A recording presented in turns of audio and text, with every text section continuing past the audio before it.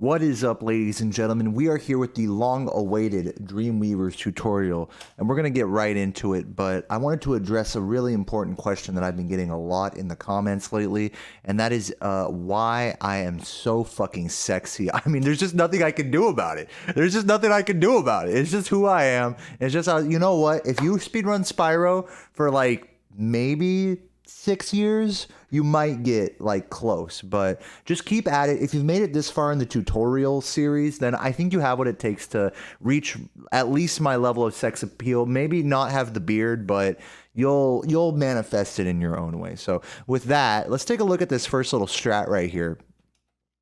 You can see right here, I'm going kind of a little wide around this little metal dude right here.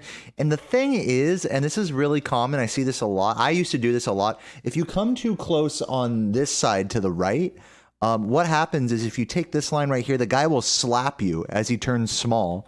He'll smack you before you turn small, and what will happen is if you're going across this part right here, you'll get smacked and then conserve your momentum off the edge, flop off the edge and die.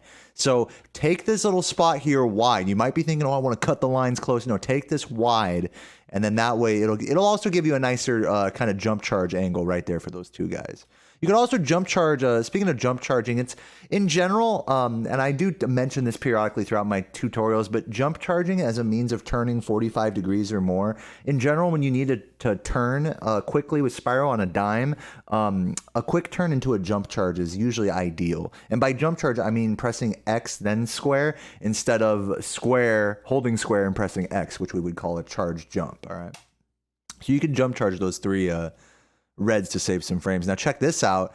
The early double chest right there. You'll love to see that. Now, if you're not super confident with that, what you could also do, and this is what we used to do for many years, is kill this guy, go off to the right, flame charge this dude, and then come back sort of 180 back to these two, and then you could fade it back with the double chest. Or if you want to just play it safe, and this is probably also a really fast thing to do, is just go up and then just, you don't even have to do the double. You can just do a single spring chest for each of those as well. Just be careful with the walls here, especially that little corner right there. You really want to get a nice fade back on this guy right here. Look at that. Fade back before getting into that. Nice double flame charge hitting this guy. Now here, pay close attention. Hit that guy, and then we barely have enough time to make the cycle right after that. But I want to go back a little bit because this guy's very important. You have to hit this guy as late as possible. Take a look. When I flame this guy, let me see if I can frame advance here. When I flame this guy, I'm actually doing a recharge here. So I charge, let go, and then recharge, and then flame charge. So I stop charging and then recharge twice during this section. Let go, let go, flame charge. Okay? And that, even in slow motion, that's a lot of inputs. Like just looking at that frame by frame, let go, let go, and then flame charge. And then the reason why I do all that is so that I could get as close to the jester as possible to hit that flame charge and give myself more time to get around, grab these reds, and then touch the dragon. And we really want to touch that dragon right on this spot right here in order to maximize the animation. Or minimize, I should say. Now, once Maisie's rescued here, what we're going to want to do is a quick turn that is gradually, you can look at my input display, gradually turning the joystick around so that we don't get a turnaround animation. Gradually turning the joystick around and then jump charging. Pardon me, charge jumping in this case, but you could also jump charge into a charge jump. There's just enough space here to do a quick turn. You can see I quick turn, and during that quick turn, this is what I'm talking about. This saves frames. I don't do it in this video, but just hear me out. Listen to my stoner speed philosophy here.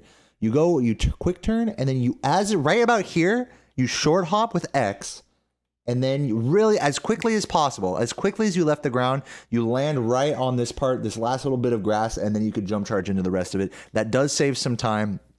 If you're already on a good cycle like this, I would recommend probably just doing the strat that you see in this video, which is a quick turn charge jump.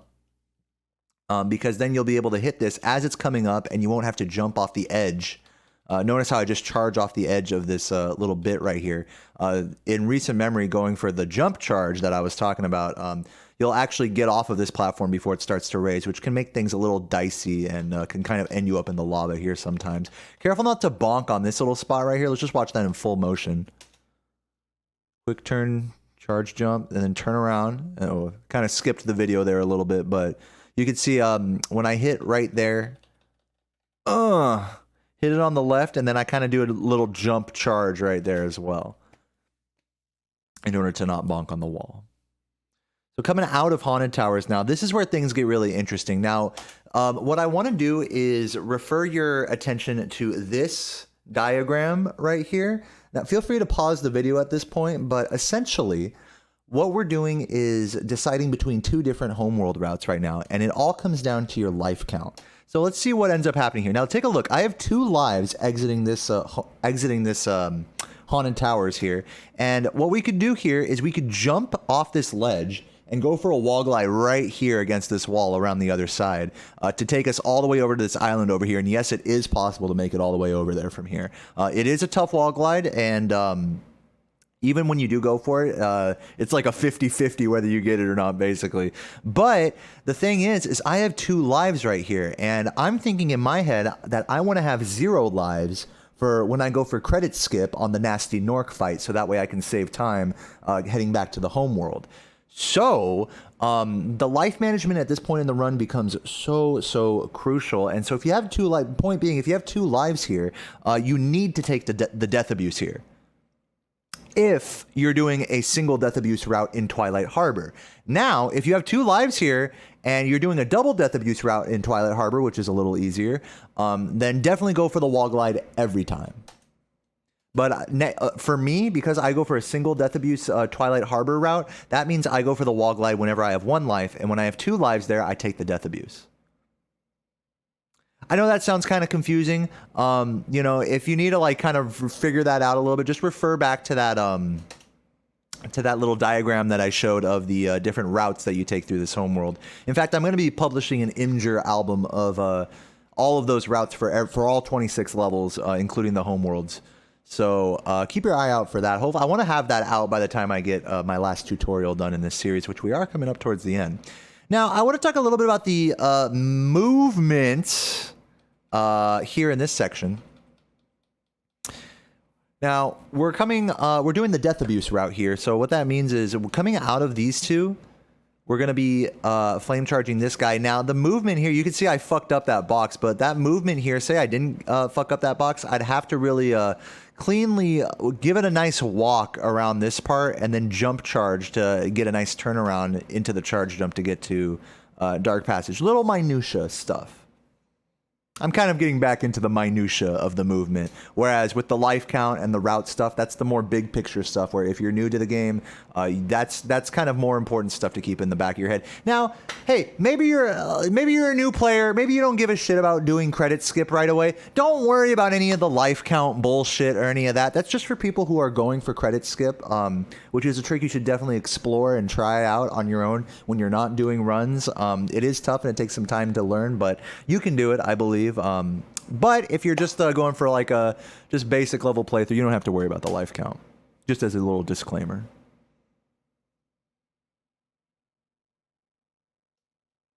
So coming out right here, this section's a little tricky, I will say, because if you have the cleanest movement possible, and you can see watching this, you know, that was all right, but look at what I had to do there. I had pretty clean movement, and so what I had to do was slow down, because if you're too quick, this guy will be big, and you can't hit him. You have to wait for him. So look at how much I walk right here in this section. Walk before so that he has time to turn down, okay? So you'll know if your movement's optimal, you'll know because you'll have to walk before that guy, basically. This jump, not as tough as it seems. Now, talking about lives again, it's entirely possible that you're going to be, after Dark Passage, maybe an accidental death or 2, same thing coming out of Haunted. It's entirely possible that you'll be around 0 lives at this point. So don't be afraid to go for this jump, to go for the strats anyways, but if you're not confident about it, there's no shame in taking the wind tunnel right here. I mean... Who am I kidding? That's totally something to be completely ashamed of. You can absolutely make that jump like to the left, no problem. You should be ashamed of yourself if you go into that wind tunnel, honestly. I'm just kidding. All right, anyways. So consider the cleanup in this section. We do revisit this section here a few times. Since we're again, this is the death abuse route that I'm talking about here. Since we're doing the death abuse route, We're going to the left, and we only have to worry about, you know, this one gem right here. These other 2 red gems, as well as the 2 guys, we're going to be getting those later. So you can just literally save those guys for later. Especially these 2 gems right here. You don't even have to worry about these till after you exit Lofty. Gotta wait for these guys. There's never going to be a way for you to, you know, hit this cycle correctly. The game adjusts so that when you arrive at this point, you have to wait for them. Furthermore, when you see the first one go down, you can't charge them all like back to back without stopping your charge. Especially this third one, you got to make sure you're stopping your charges in between them if you're trying to go quickly. So I let go of my charge before that third one. Now these guys, that's definitely the configuration you want to kill them coming from this direction. It's kind of confusing because they're set up one way when you're back here, but they end up in this position every time. So to keep in mind, this guy in the back is the only one that gets big in time for you to by the time you reach him. So these 2 guys right here you can charge. And then this guy right here, you want to flame charge. Now, with this guy, it is kind of awkward to hit his flame charge from this angle. I try to curve it off to the side. You can see how I took him a little too head on, so I ended up missing this flame charge. Very common occurrence. Just fade it back, collect everything all smooth. Don't get too hasty or hesitant here. This is a spot in the game where, you know, you're near the end of your run. Maybe you're on a good pace, you know, and it could be really easy to get shaky and then end up going for some movement here that fucking kills you. So, just practice the movement here. This is definitely one spot where I'd say just practice the movement a little bit.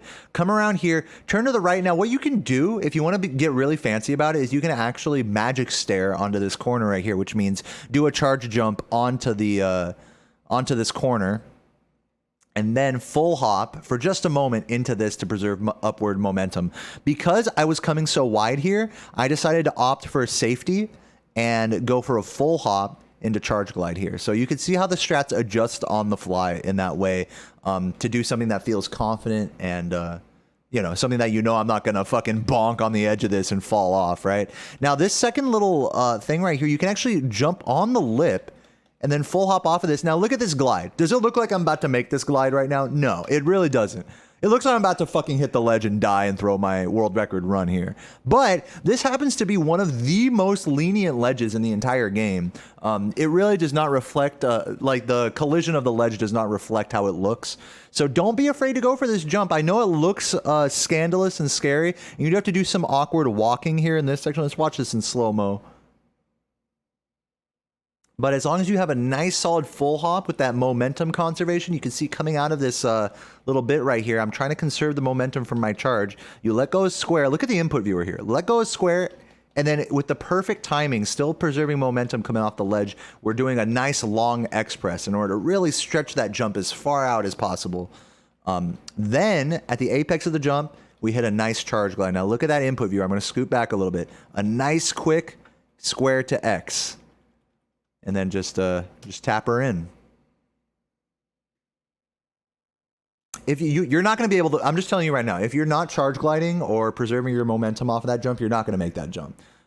Same thing with this jump right here to get up to the cannon guy. You can also jump charge out of this dragon right here. So notice how I just quick turned and charged. It's actually faster to quick turn jump charge, just like I was mentioning earlier. Notice I'm going counterclockwise with this cannon.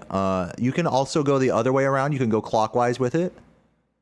That's totally acceptable. I find that a little mishap called cannon glitch happens less often. And now you're thinking, like, what the fuck is cannon glitch? Well, it just so happens that in this fucking Homeworld, you can actually get glitched out from being able to kill one of these 2 guys. If you aim the cannon incorrectly, it coupled along with like some weird like game bullshit, it makes it impossible for you to hit one of these guys, and that's a glitch. We call that cannon glitch. I find that it happens less often when you do a counterclockwise cannon, as well as having more precise cannon shots. By precise cannon shots, I mean you don't want to have your cannon pointed directly in between them. If you have your cannon pointed directly in between them and you get that shot that comes straight up, that comes short, and again, this is just me with my stoner philosophy here, but in my experience, when you have that in-between shot right there, that tends to kind of initiate the cannon glitch sometimes. In my experience, I don't know if that's how it actually works. I don't think anybody knows how cannon glitch actually works, but these are just some steps that I take to help avoid it. And I think for the most part, it works pretty well. So just avoiding shooting in between them and going for a counterclockwise cannon is my advice there.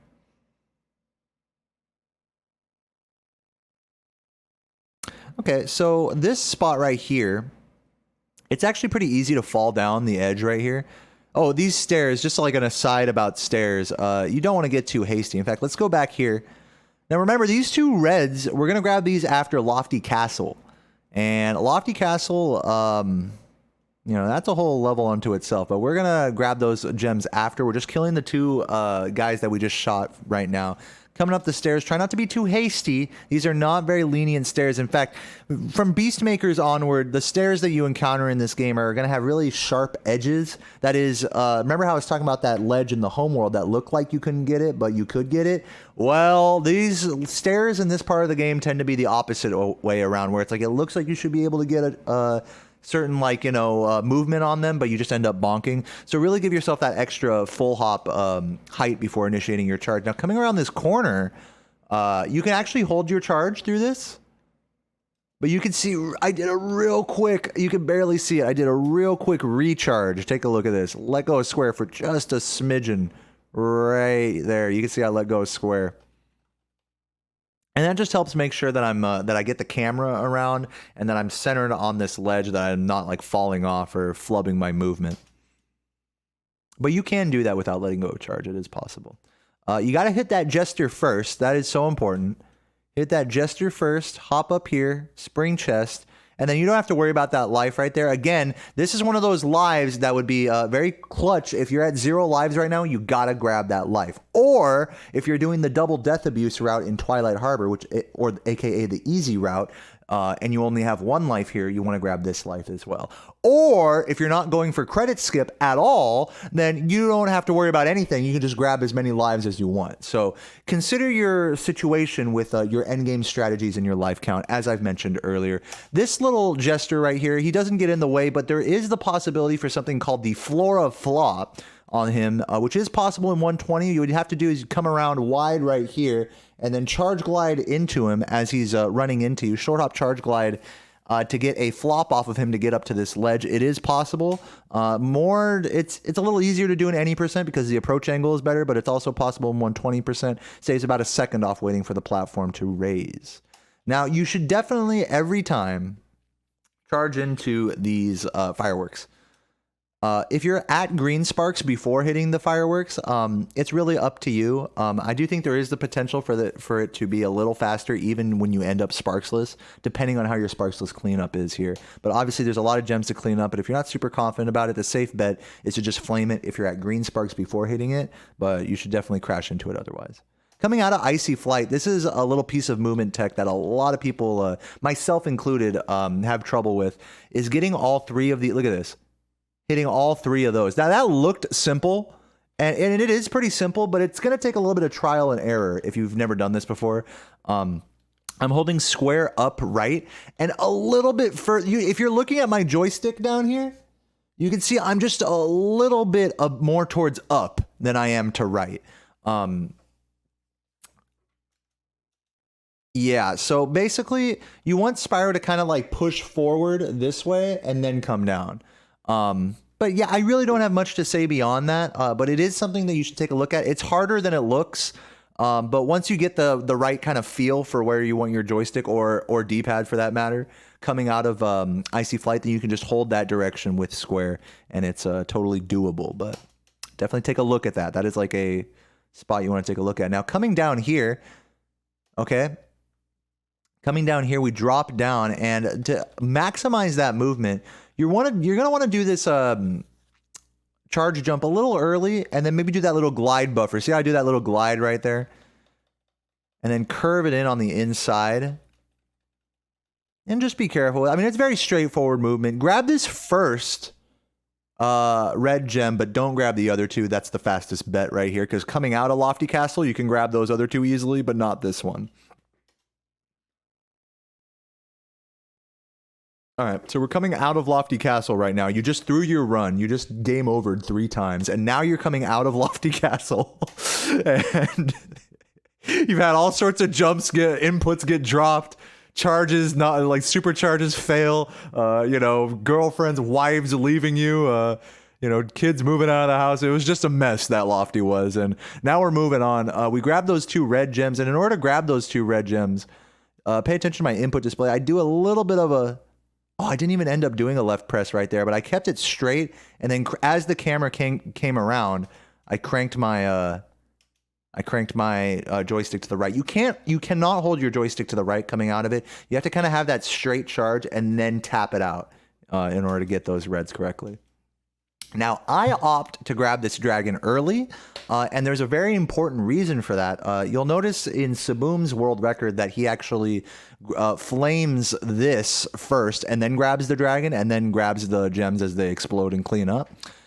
But there's a huge game crash that can happen from that. If you flame this and then touch the dragon at the perfect timing as the fireworks explode, the game literally just crashes on the dragon and your run is over. It happens. There's video evidence of it happening. I'll see if I can dig some up and show some here, but if not, the main takeaway I want you guys to have is A, that's not the fastest strat, and B, or it's like arguably as fast as this strat. This strat is better because it avoids a game crash. So yeah, just heads up about that. But you do want to touch Latif on the correct side there, which means you have to kind of run around him and touch him right about on this polygon right here on Queen Latif right there. So that's why we touch Latif first. That's why I touch Latif first. But I still see a lot of runners flaming that thing first, and you gotta charge into that, right? And if you're having issues with sparks at this point because your whole fucking life came to a crashing halt in Lofty, this is a time to grab recovery sparks. Say your sparksless right here, you clean that up and then grab a recovery sparks from the left and then continue, or risk it with the flame. It's up to you. Okay, and we're just cleaning. I noticed there were those 2 red gems coming out from this area right here. Now, coming out from this area, you should really be thinking hard about which route you're on. If you decide to take the wall glide route, or if you're trying to get it, or sometimes you get it and sometimes you don't. Now is the spot where you have to be kind of really thinking, all right, which way do I go?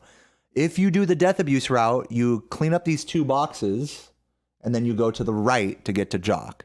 But if you got the wall glide route coming out of Haunted Towers, then you hit these 2 boxes and go to the left and go to Dark Passage and clean up that island backwards and then come back around to Jock. So this is coming into this little corridor right here is a spot where you really need to remind yourself, okay, wait, which route am I on? And then we're just continuing. We're on the death abuse route, so we're just cleaning up these gems. Get a nice flame charge there. Careful with those stairs; they will bonk you. Now we're coming out of Jock, and that's about it. Oh, but coming out of Jock, there's some interesting movement here. You can see I got a gorgeous. That's the optimal strat right there. But the thing about it is that it's not consistent. Holding square and left up, as you can see here, will allow you to just barely have enough space to like kind of shimmy Spyro against the wall there. I mean, look at that. Hold on, what? Frame advance that. Oh, yeah. Oh, yeah. I mean, that's just satisfying right there. Because think about what happens most of the time in this situation.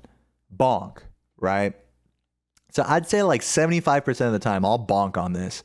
So the fact that I was on world record pace and I got this strat without bonking, that was just a really satisfying like 1 second time save right there. And an alternative you can do to this strat that's more consistent, you'll see Saboom do this in his record, is mash triangle coming out of here. This is very similar to the exit to town square. Mash triangle coming out of here, and then as you're falling down in the triangle flop, you mash X to cancel it with a glide, and then charge out of that, and then that'll give you enough space to get around this corner without bonking. So those are just a couple of movement options for you there. Very awkward spot coming out of Jock.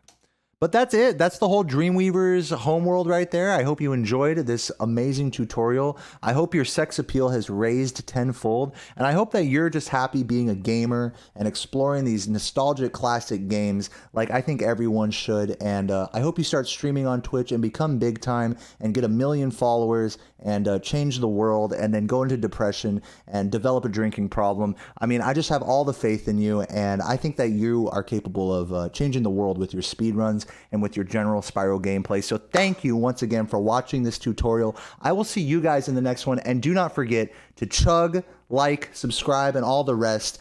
I'll catch you in the next one. Peace. Damn.